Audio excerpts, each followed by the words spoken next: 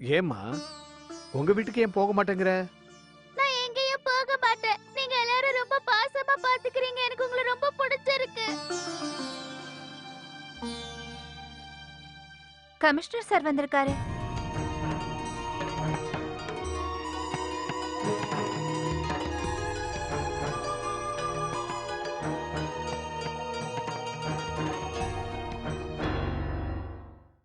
ரொம்ப ஆச்சரியமா இருக்கு தனசேகரன் சார்.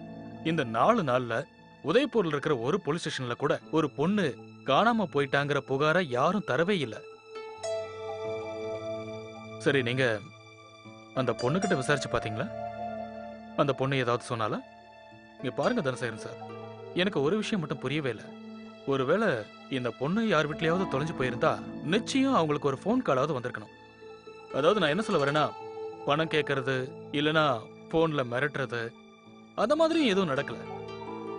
ஆனா இன்னொருத்தங்களோட பொண்ணை எங்க வீட்ல எப்படி வச்சுக்கிறது? இந்த பொண்ணை பெத்தவங்க யாருங்கிறது தெரியாததுனால நீங்க அந்த பொண்ணை உங்க வீட்ல வச்சு பாத்துக்கிட்டு எங்களுக்கு தான் உதவி செய்றீங்க. இந்த பொண்ணை காணோங்கிற விஷயத்த யாரும் புகாரா கொடுக்காத வரைக்கும் நாங்க எந்த ஒரு ஆக்ஷனும் எடுக்க முடியாது. ஒருவேளை யாராவது எங்க மேல புகார் கொடுத்துட்டா? அப்படி ஒரு நிலைமை வந்ததுன்னா 2 வழிதான் இருக்கு.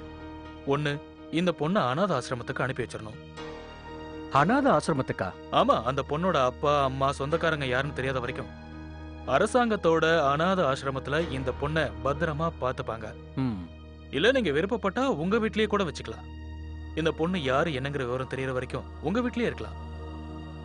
நீங்க அனாத ஆசிரமத்துல இந்த பொண்ணோட பேரை ரெஜிஸ்டர் பண்ணிட்டீங்கன்னா நாளைக்கு உங்க மேல யாரும் தப்பான புகார கொடுக்க மாட்டாங்க. ஒரு நாள் விட்டு ஒரு நாள் அந்த அனாத ஆசிரமத்துல இருந்து ஒரு ரெப்ரசன்டேட்டிவ் உங்க வீட்டுக்கு வருவாங்க. அதாவது அந்த பொண்ணை உங்க வீட்டுல வச்சுக்கிட்டு அந்த பொண்ணுக்கு ஏதாவது கொடுமை நடக்குதான்னு செக் பண்ணி பாக்குறதுக்காக இங்க வந்துட்டு போவாங்க.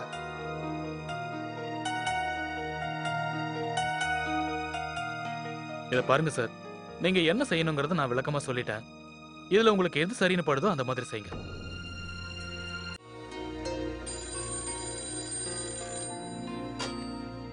ஹலோ, இது இது தனசேகர் வீட்டோட நம்பர் தானே?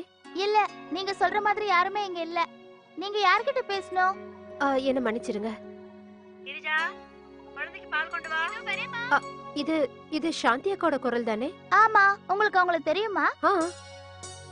ஆனா நீங்க யார் பேசுறது? அட, முதல்ல நீங்க தானே போன் பண்ணீங்க. நீங்க சொல்லுங்க யார் பேசுறீங்கன்னு.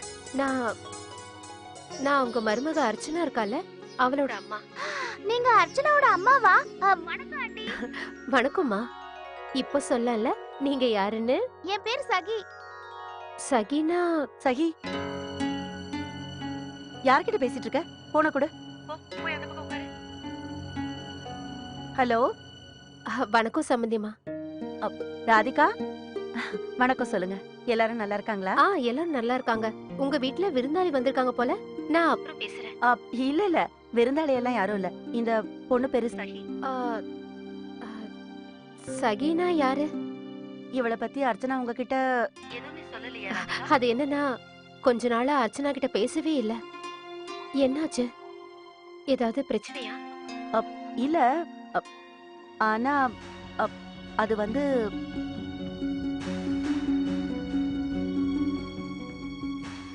இந்த அர்ச்சனா இருக்காளே, இன்னைக்கு கமிஷனர் சாரே வந்திருந்தாரு. அவர் என்ன சொன்னார்னா, இவளோட அப்பா அம்மா யாருன்னு சீக்கிரம் கண்டுபிடிச்சாருன்னு சொல்லிருக்காரு. நீங்க அர்ச்சனா கிட்ட பேசுறதுக்காக போன் பண்ணிருப்பீங்க. அர்ச்சனாவும் கார்த்திக்கும் கொஞ்சம் வெளியில போயிருக்காங்க. பரவாயில்ல விடுங்க. நீங்க எல்லாம் எப்படி இருக்கீங்கன்னு கேட்டா நான் போன் பண்ணிருந்தேன். மத்தபடி எந்த பிரச்சனையும் இல்ல, எந்த பிரச்சனையும் இல்ல. சரி, நான் வச்சிடுறேன். வச்சிடுறேன். என்னாச்சுமா? ஏதாவது பிரச்சனையா? நான் சமையல் செஞ்சிருக்கேன். நீங்க சாப்பிட்டு பாக்குறீங்களா? வேண்டாம், இங்க பாரு.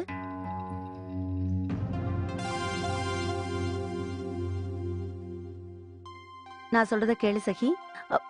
உனக்கு எங்களோட உறவுக்காரங்க யாரையும் தெரியாது இல்ல? அவங்களுக்கும் நீ யாருன்னு தெரியாது இல்லையாமா? அப்படி இருக்கும்போது அவங்க கிட்ட போன்ல பேசி என்ன பிரயோஜனம் சொல்லு? அதனால எப்ப போன் வந்தாலும் நீ போன் எடுக்க கூடாது, சரியா?